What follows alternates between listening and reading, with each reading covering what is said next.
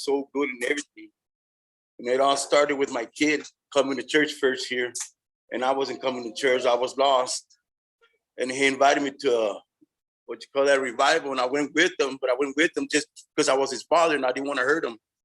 Because he did ask me and I laughed at him and said, you think I don't want to go to that? And he got quiet and he just walked to his room. And I felt him when he was crying and going to his room. So I went over there and I said, Dad, I'm just playing with you. I'll go with you. I'll go with you. So I went to the revival with him, came back and everything. And then later on, he still was in church and all that. And he kept on telling me, Dad, go with me to church and all that. And I was coming, but just to keep them happy, him and Reba, my daughter. So anyway, God got me and told me, you know what? Because he got out of church because I was telling him, that I didn't really want to come. So I heard him and he quit coming to church. And he went back to the world doing what he wanted. So God got me one day and told me that it was my fault that my kid got lost and went back to doing what he was doing. And I was his dad, that I was supposed to come back and help him. And I still like that. I was all scared. I didn't want to do it because I've been through it a lot. And I always failed, went back.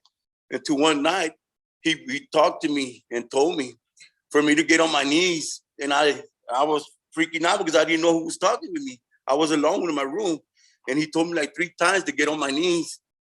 But he told me slow. And then the second time, he told me a little bit louder. The third time, he said, get on your knees and pray, because I had so much anger with my mom, because my mom didn't give me my property that was supposed to be mine. He gave it to my brother because she said that my brother was lost and I was making money and I can support myself. So she gave all my stuff to my brother, and I had hate for my mom real bad. And my mom passed away the next week when all that happened. And I was so hurt, and I was still hurt. That's why I got into drugs and all that to cure my pain. But the pain, that drug wasn't fixing my pain. God fixed it for me. When I know he saved me because I was running from room to room from my trailer house, giving them praise and telling them, thank you for helping me. And it was something so pretty that I tried to call Timothy, but Timothy was asleep, and we texted him, and I told Reba, tell him what God's telling me right now. Even Reba was scared because I won't touch her, and I was like, look, feel him with it. He's on me right now. I can feel him on me. And it was so crazy because I was crying and running the room. And then Ralphie got up, and Ralphie was looking at me all scared, and he said, go give him a hug and tell him you love him, and it's okay. Because Ralphie was all scared and all that. And anyway, I was all sweating while I was running and all that. And I told Reba, please put me some water so I can take a bath because I'm all sweaty. And she said, Dad, Ralphie already did it for you. He already did it for you. But I just want to say that I want to give thanks to God for saving me. And I've been doing good, and I love it. And to tell everybody, too, to keep y'all's faith. Keep on praying and get on your knees, because he told me to get on my knees, and that's the way he got me.